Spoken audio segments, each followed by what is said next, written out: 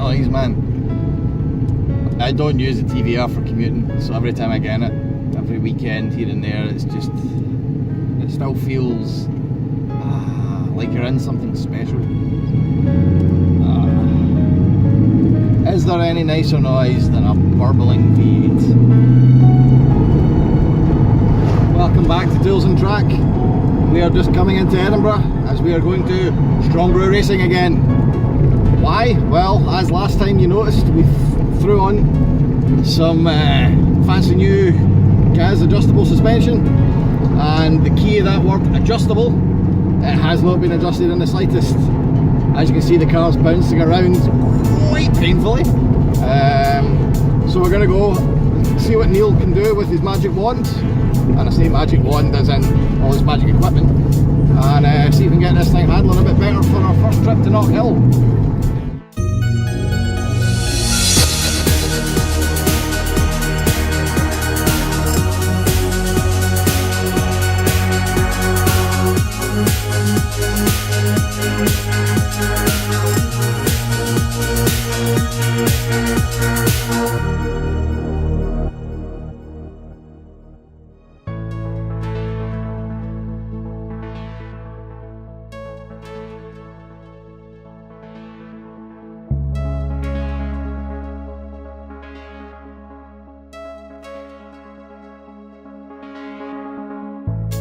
Today's objective is going to be corner weighting on the TVR. First step at Strongbroo, set up the corner weight scales. This is a bit of a balancing act. Once done, we shift these guys out of the way, and it's time to bring in the car. Enter Noisyboy. Once the car was brought in, it was time to chalk things up, get the car in the air, and slide the corner weights under the wheels. Corner weighting will not be the first thing we need to do though. There's a lot of suspension geometry to go through first.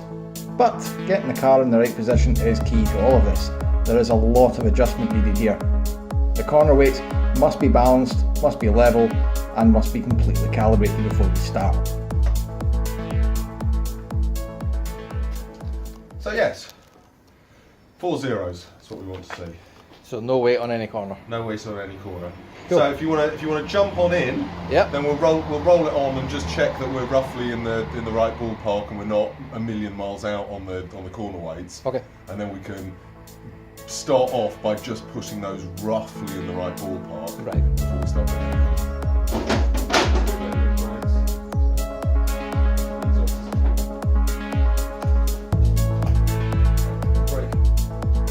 That's not bad.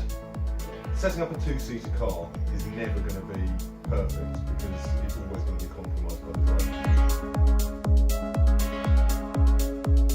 driver. Including your fat ass, 1196. Right, okay, so that's actually not that heavy for carb weight. Good. Yeah. How much fuel's in it? Half tank.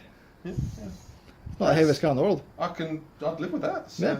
So actually, yeah, the difference between you in this and me in the Cerberus is the difference between you and me. Is my fat arse. Yeah. And about 150 horsepower, obviously. You'll have one that's with the setup as well, but who's counting? Exactly. So we've put our tyre pressures, which I'm ashamed to say were wildly varying. Oh, I wasn't going to mention that. No, I'll own it. Yeah, we had a pick and mix of tyre pressures in the car. So we're now running an equal 25 psi all round. Yeah, well, just as an intuitive starting point, because that's about where we'll want them to be when they're hot on track. Yep. We've also done wheel torques to 72. Just to make sure everything, the wheels are actually sitting on the hubs absolutely square. Cool. So nothing's going to throw off the measurements when we come to measure things. So what's next? Campers. Awesome, let's go for it. Getting the cambers right is essential. This gets the tyres square on the track whenever we're cornering. So get this messed up and the car will slide all over the place. That means front understeer and rear oversteer. This is probably one of the more important things you can do on setting up car suspension. So yeah, we're running too much camber pretty much all around. Yeah. So just taking about 1.5 degrees to come out of this one. We were 2 degrees out on the other side, which we've now dialed in.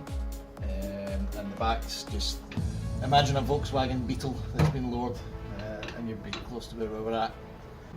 And it's always fun when you've got to take the wheels off for every little adjustment, but... the car's race car. Because race car. Or not race car. Exactly, because road car. That doesn't sound quite as cool. Something else we've noticed, or rather I have for the first time, is since we adjust all these cambers out to be a lot more neutral, we're having to put an extra 2 pumps in the jack just to get the wheels back on. Yeah. If we were going for final tenths of a second track time, and we were able to guarantee a fully dry track, and we were on really sticky tyres, then yeah, maybe we'd go a bit stronger with the camber. Yeah. But I think that going conservative for first time out, especially as it is the 3rd of March with a snowstorm forecast, then yeah, let's play it safe. That's Neil's way of saying I'm an amateur. I don't think I'd be any different. I think. No. Right, so we are at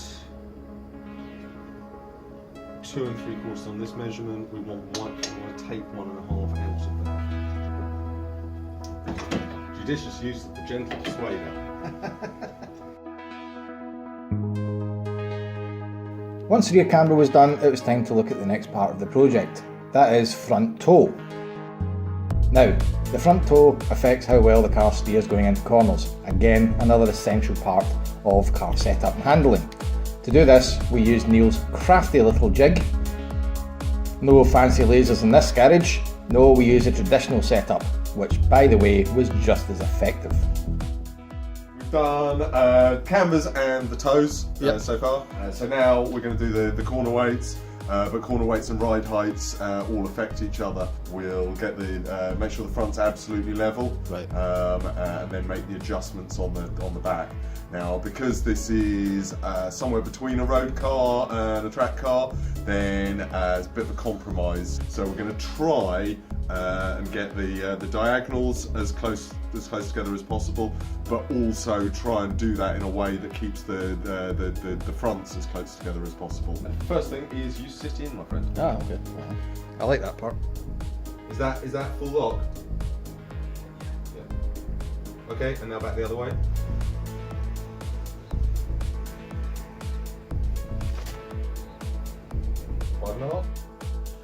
Although actually it's probably a wee bit less than that, because as you're going to full lock, you're getting more of a bulge on the bottom of the tyre, so it's probably about 5, which is... okay, get yourself into position and shut the door. No, I'll have to... When you'll see me do this in the race car, you do literally have to breathe in and hold your breath, because it will throw a couple of kilos about the place as you just breathe in and out. Right, I'll roll you onto the platforms.